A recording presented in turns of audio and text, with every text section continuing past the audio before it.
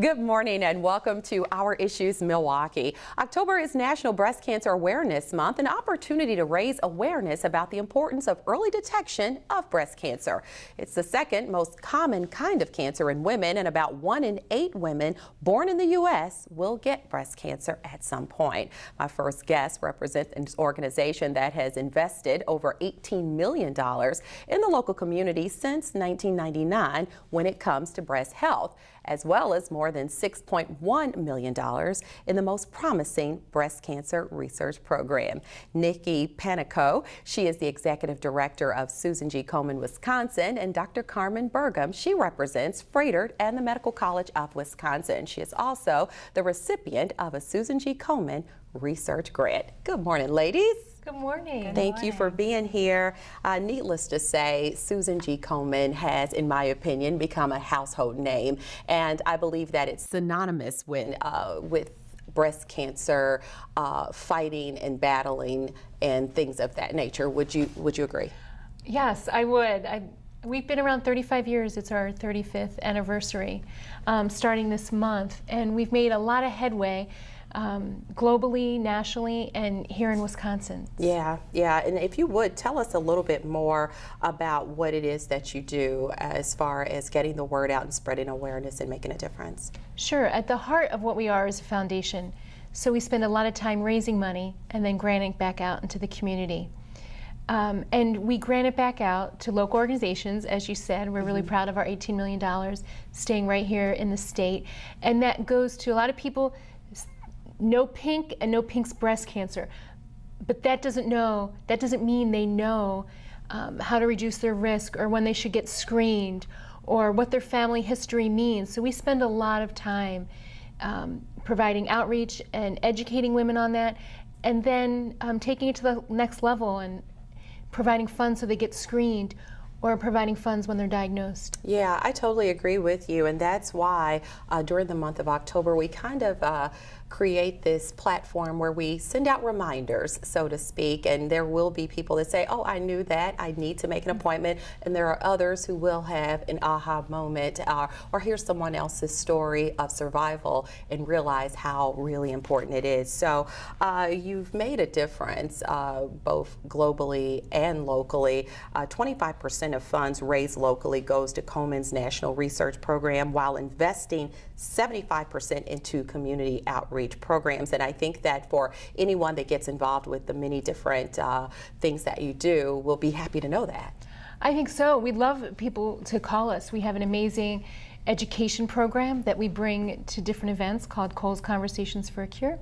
And we have an amazing fund where people can call if you haven't gotten screened and you're not sure if your insurance covers it, or you don't, in a place where you don't have insurance or you have a really high deductible, call us, because that's what we raise money. That's what you do. Yeah, to help so people. I'm glad we have a doctor in the house. So if we could just kind of talk about the importance of early detection, because of course there are different stages of cancer, and the later that people are diagnosed, really the harder the fight, right? Right. Mammograms and other types of screening, mammogram as being the predominant method of screening, is so important for women. If we can catch a cancer early breast cancer is extremely curable.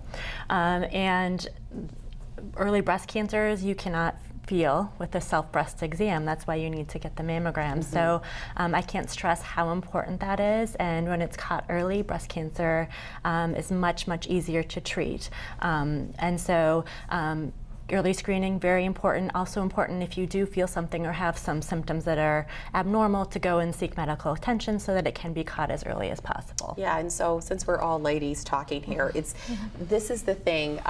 Women hear about doing the self-exams, but they really don't know what they're feeling for. So just if you could kind of give an idea of what would be something that's questionable. So if you feel a firm, like a P, something that feels like a P, or you notice something changes in your skin and your breast if you're looking in the mirror, or a rash that doesn't go away, or the change in the contour of your breast, that would be something to go and seek a medical professional's advice about. All right, and thank you so much for sharing that. Friday, October 20th is officially National Mammography Day, so that is the reminder to all women that the best defense is early detection. So like you said, you guys have a lot of resources that are set up with Komen Wisconsin.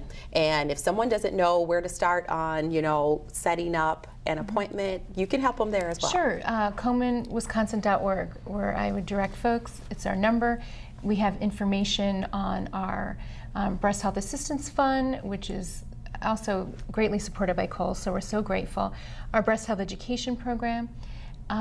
I myself am a breast cancer survivor, and a mammogram found my breast cancer. It's important to know your family history. I lost my mom and my aunt to breast cancer.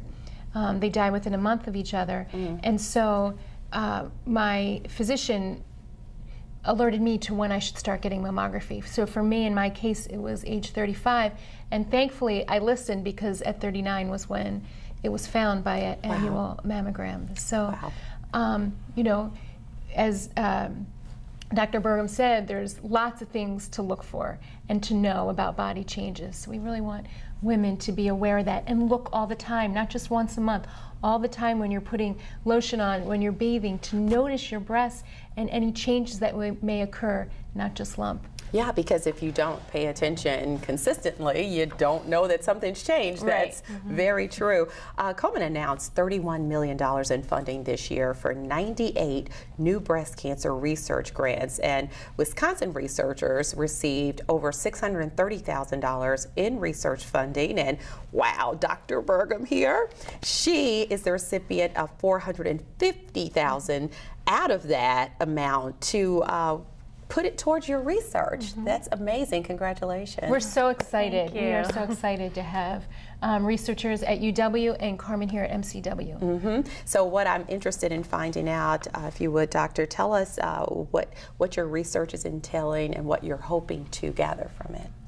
Well, I'm so excited to be the recipient of this Komen grant. It's called the Career Catalyst Grant, and it's for early stage researchers, which I am. So I'm a clinician, but I also run a research lab, work at the Froedtert in the Medical College of Wisconsin. And so I think what I bring to research projects is I see problems in the clinic, or think unmet needs, or areas where research could help to advance care, and then in the lab I can study what that is. So I'm a radiation oncologist, and what I've noticed in clinic is the newer tests, the genetic-based tests, can sometimes guide whether a patient needs chemotherapy or not, or what type of systemic therapy, but we don't have anything like that for radiation therapy. So we actually developed, along with some of my collaborators at the medical college, developed a unique model where we can look at different host factors or genetic factors that can influence how well your breast cancer responds to radiation therapy. And we're identifying what these changes are, seeing if we can use either drugs or other methods to change those so that the tumors respond much better to radiation therapy. So radiation therapy is used in over 50% of breast cancer patients, and it works very well to control the disease locally, breast cancer locally, so in the breast or lymph nodes, but also by doing that it can help to prevent a future recurrence that could spread.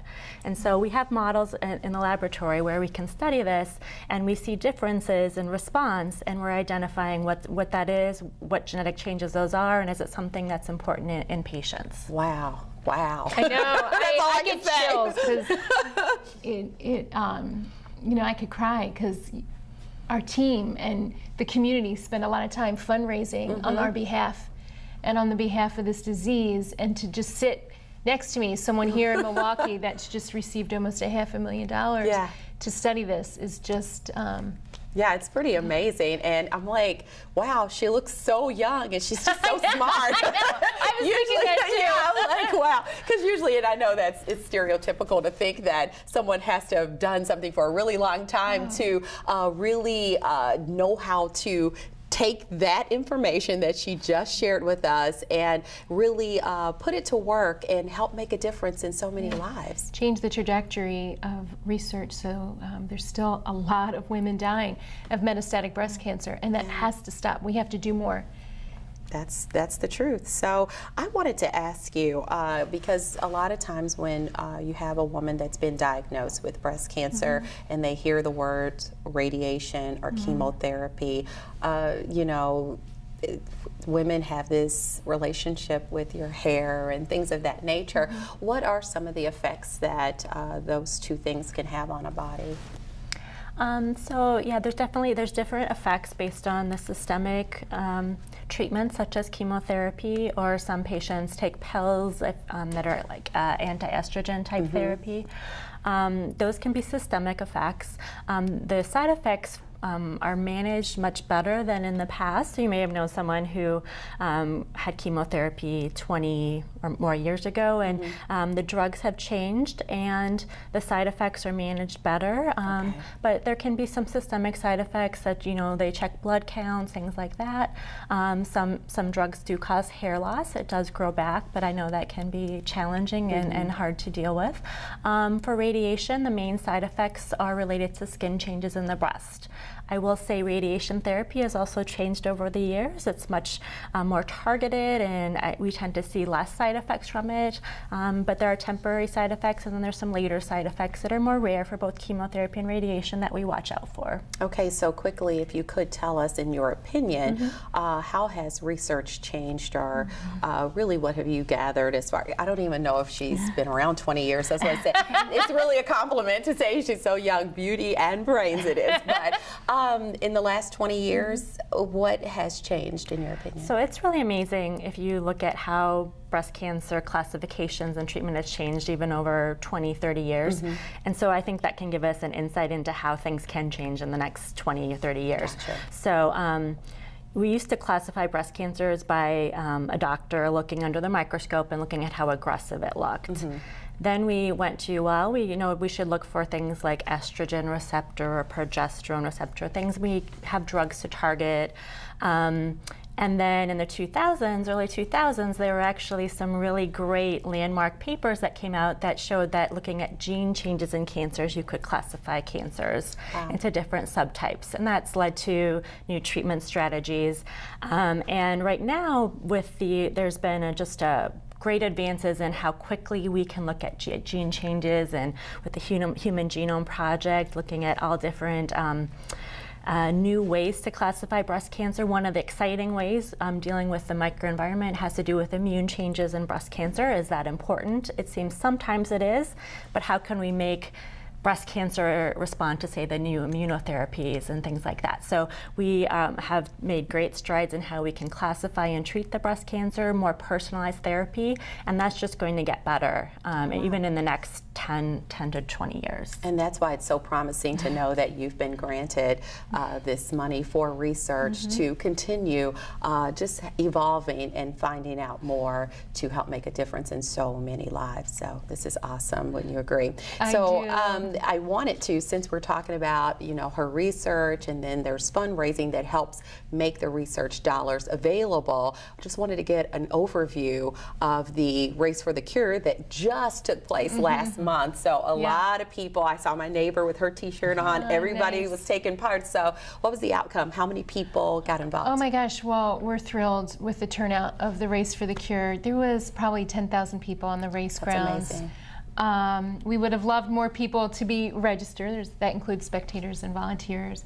And we really ask folks to fundraise and go all in, because that's going to allow us to give more to research. It's going to allow us to give more to help women who are diagnosed.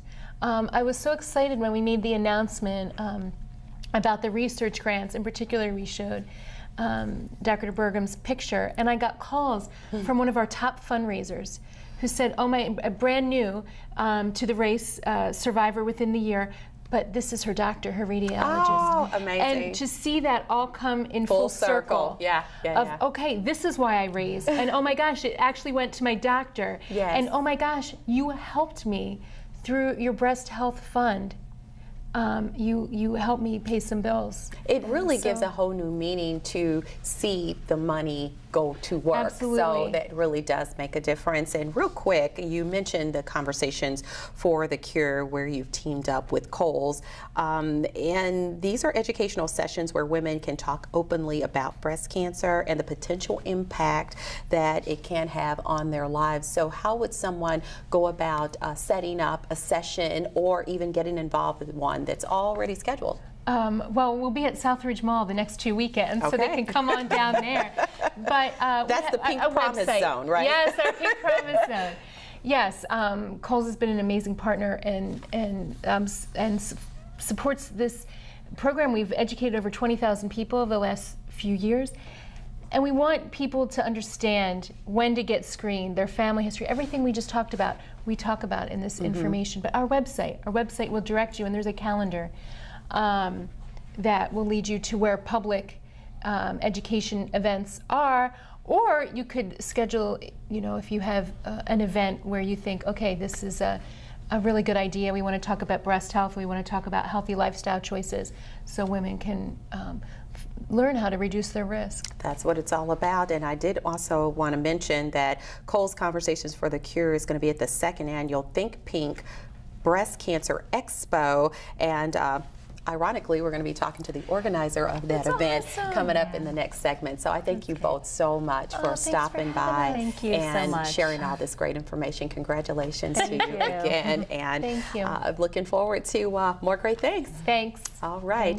Nikki Panico, she is the Executive Director of Komen, Wisconsin, and Dr. Carmen Bergom. She is the Froedtert and Medical College of Wisconsin physician who is also a recipient of a Susan G. Komen Research Grant. For more information on anything that we've discussed today, you can visit KomenWisconsin.org or call 1-877-GO-KOMEN. When we return to Our Issues Milwaukee, we'll continue our focus on breast cancer awareness and find out more about the 2nd annual Think Pink Breast Cancer Expo and how you can take part. We'll do that right after this.